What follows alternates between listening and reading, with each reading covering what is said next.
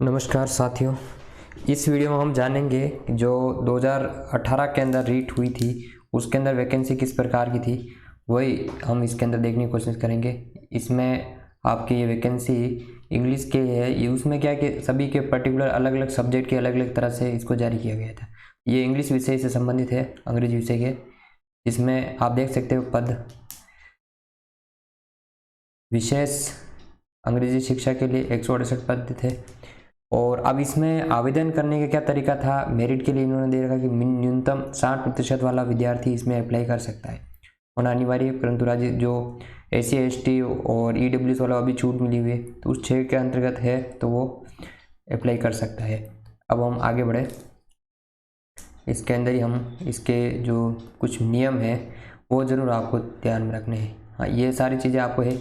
Offline आवेदन स्वीकार नहीं किए जाएंगे, ये सारी चीज़ें हैं। इसके अलावा जो रीट में केवल द्वितीय अंग्रेजी सहित उत्तीर्ण होना आवश्यक है। हाँ, ये भी ठीक है, ये तो सब्जेक्ट हो गया उसके। एक तो ऑनलाइन आवेदन की प्रक्रिया, ऑनलाइन आवेदन की प्रक्रिया में आप देखो SSO ID अगर आपके पास है, SSO ID के तहत आपके ये फॉर्म भराए जाएंगे। इसके लिए कोई अलग से वेबसाइट नहीं है और इसमें आपके आवेदन का भी चार्ज लगेगा, वो भी लगभग पिछली बार 100 रुपये था जनरल के लिए, बाकी के लिए अलग अलग था। बाकी फॉर्म भराना, शुल्क जमा कराना, ये सारी चीज़ें होगी उसके अंदर। और फिर उस प्रिंट को आपको सुरक्षित रखना है। अब उसके अंदर आपको कौन कौन से डॉक्यूमेंट लगाने हैं वो भी आपसे मांगे जाएंगे। जिलेवार वैकेंसी जारी की जाएगी वेबसाइट पर। ये वाली मेन वेबसाइट रहेगी, इस वाली वेबसाइट पर ही आपके ये विज्ञप्ति आने वाली है। तो अब इसके अंदर हम आगे देखें तो ये इसके हाँ, वेतन के लिए जरूर क्लियर बोल रखा है 23,700 रुपये होंगे। अतिरिक्त भत्ते और मकान किराया भत्ता, महंगा भत्ता आदि देय नहीं होंगे इस वाले में, क्योंकि आपका प्रवेशिका काल चलेगा 2, तो 2 वर्ष के लिए होगा आपके इसके लिए अधीन। प्रोबेशन पीरियड 2 वर्ष का होगा और इसमें आपको फिक्स वेतन 23,700 रुपये मिलेंगे। ठीक है। अध्यापक भर्ती के अंतर्गत अंग्रेजी न्यूनतम, हाँ, अंग्रेजी में जो आवेदन करना चाह रहे हैं उसके लिए आपको न्यूनतम योग्यता दे रखी है कि एक तो आपके पास क्या होना चाहिए, 2 इयर्स डिप्लोमा होना चाहिए, किसी भी नाम से जाना जाए, या BEd होना चाहिए। ठीक है। इसके अलावा हम बाकी का और डिप्लोमा की बात करें तो ये 1 साल वाले डिप्लोमा भी चल सकता है, इसके लिए भी परसेंट तो दे रखे हैं 45 अंकों के साथ स्नातक, और बाकी 1 वर्षीय डिप्लोमा। इसके अलावा 4 साल वाला भी है, वैलिड है। सब्जेक्ट आपके क्या होना चाहिए, ये सारी चीज़ें हो गई। दूसरा है कि अंग्रेजी में अध्यापक बनने के लिए वैकल्पिक विषय के रूप में अंग्रेजी विषय के साथ स्नातक या समतुल्य परीक्षा उत्तीर्ण होना चाहिए और 60% होना RTET जो भी रीट है उसके अंदर। तो ये तो हो गया आपके जो अंग्रेजी सब्जेक्ट है जिनके है ग्रेजुएशन में, वही आवेदन कर सकता है। अंग्रेजी शिक्षा शास्त्र में डिप्लोमा,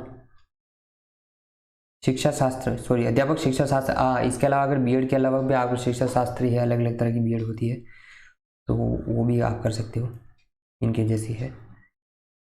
एक तो आयु की छूट है, तो आयु वही है जो न्यूनतम 10 वर्ष से 40 वर्ष के भीतर में। आयु का कोई विशेष चीज़ है नहीं है यहाँ पर, शिथिलता किसको दी जाएगी। इसके अलावा इसके अंदर भूतपूर्व सैनिक उत्कृष्ट खिलाड़ियों का भी लिए भी प्रावधान है, विशेष योग्यजन के लिए भी है, महिलाओं के लिए आरक्षण है। ये 8% दिया जाएगा महिला के नियमानुसार, 8% पद विधवा और 2%, यानी कि विधवा के लिए 8% पद है और 2% पद विवाह के बाद जिनका तलाक हो जाता है उनके लिए है। तो विधवा के चांस ज़्यादा है, विडो की मेरिट कम ही जाएगी इससे।